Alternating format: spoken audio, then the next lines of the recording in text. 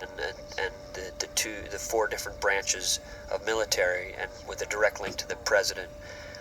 They feel that this room is like, the fewer people that know about what's going on, the better a secret can be kept. So we kind of designed it exactly the way I saw the room, from my memory, I guess, when I was down in the Pentagon. They actually took me into the room where the two guys are there to launch nuclear weapons. They sit in their own vault. It's kind of an odd experience. I was down in the Pentagon when I was doing Pearl Harbor, the tap dance. Met with a branch of the military because of the cooperation we needed. Actually, Transformers, since Black Hawk Down and Pearl Harbor, this has been the largest military cooperation that they've done thus far since those two movies. It wasn't. We were shot for Transformers right here, the Mars rover here. It was a teaser. I've always been fascinated, what if the Mars rover found something that was of human origin? So, something I always saved for a movie. And I met in one of my Platinum Dunes meetings for a movie, and I just liked his energy. He just was a great guy, and he's got those movie star looks, and just thought he'd be a good fit in this movie. Jon Voight's one of the elder statesmen. He's just hanging around him. He's a really fun guy. He's just such a good actor. It's nice to see all these young actors around him, and he's really such a leader among these actors. Steven wanted me to cast this movie where it wasn't using movie stars, like he would do a lot of his movies, and because the movie was the star. The Transformers were the star. I think right now you've got this Shia LaBeouf who is just explode off the screen. He's just he's now in Indiana Jones, and the guy is he's like the young Tom Hanks. It's he's just one of those kids that really has exploded off the screen, and with him, and fun to work with, actually. Great energy. The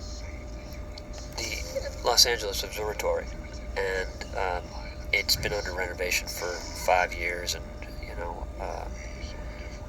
becomes a very tough place to shoot, where they just make it tough to shoot, and that's been closed. And when you have a big movie, you have a lot more clout, and so going to City Hall and convincing them that we're bringing this gigantic movie here, and we're keeping it here in America and in California, where things are running away, moving out of state, and we demanded certain things, like to shoot at this observatory.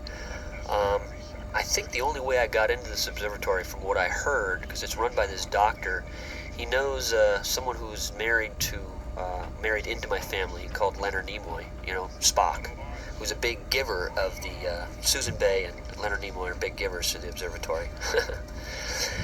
Right here, this is the Hoover Dam, and that's the exact actual wall.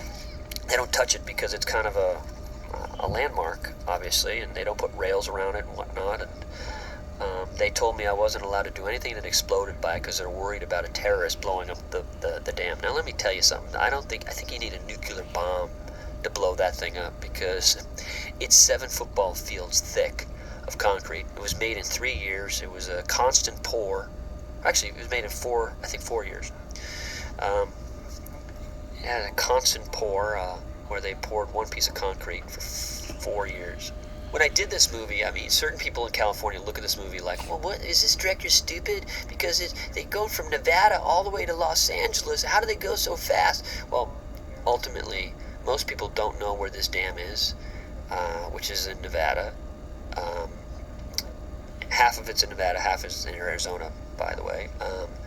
And I tried to shoot Los Angeles, not as Los Angeles, but any town, USA. You just saw there that crane shot by the dam. We had to keep our crane very low because of possible arcing, where it would arc from the gigantic power lines onto the crane, just because of metals too close to these power lines, it could jump and kill my crew members. So it's very scary, I must say. This we shot down at the Spruce Goose, where we built this entire set, and we did some digital extensions here. we used some of the actual spruce goose walls. It just gave me a lot more production value. And right now, you're seeing that's all real. That's all, everything there is built. Those feet are real. It even says Bay Foundry right there on that little plaque right there if you zoom in. They actually helped build that platform. No, I'm kidding. My grandfather was in the stonewashing business. Like you need. He actually never thought I would make it in the film industry and always thought I would be stonewashing jeans, so thank God I wasn't doing that. Real structure as well. We built part of the hands. Scene. I had a very funny speech for John Turturro. John kind of sparked off something I said, and he made up this very funny speech, which is in kind of the added extra scenes. Shot. Wanted pictures of the first 7. I don't know what it means. I think these are the guys that helped discover this cube long before, and then they built the dam over this cube. President F-22 on the ground. It was a totally secured area, and they wouldn't allow Simon Warnock, who was my assistant director, near the plane because he was a foreigner, and I didn't want him near the plane because he's clumsy.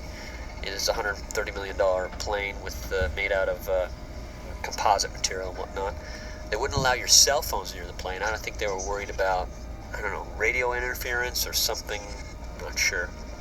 That blackout pilot was actually the helicopter pilot of that very helicopter. And when we hired Mustache Man, the guy actually flying it, I said, "My God, you look just like Mustache Man. I would imagine him to." And Steven Spielberg called me up. He goes, "That's exactly how I pictured Mustache Man." So we actually had him delay his wedding and his honeymoon so that he... Alright, end of a part.